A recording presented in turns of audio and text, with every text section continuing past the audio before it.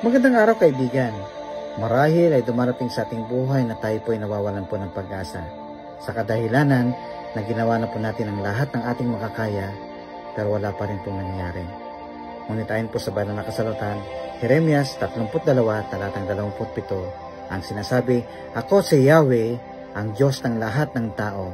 Walang anumang bagay na mahirap para sa akin."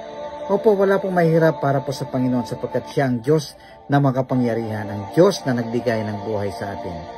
Lagi nating tandaan, una, God knows your need before you ask Him.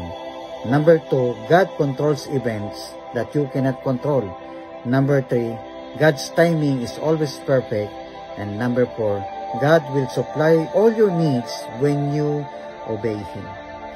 Opo, ang Diyos ay makakaya niya pong gawin ang lahat ng bagay. Kaya naman kung meron po tayong pinagdadaanan, mag-pray po tayo sa Panginoon.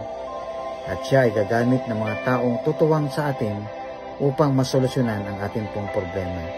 Lumapit po tayo sa Kanya. Panghawakan ang Kanyang salita na hindi niya tayo iwanan at hindi tayo pababayaan. Lord God, I pray, dalayan ko po patnubayan po ang bawat isa nanonood ngayon, anuman po yung problema, anuman po yung kanilang hinihiling. Lord, magkaroon po nawa ito ng katugunan ayon po sa kalooban. Ito po ang dalangin. Amen.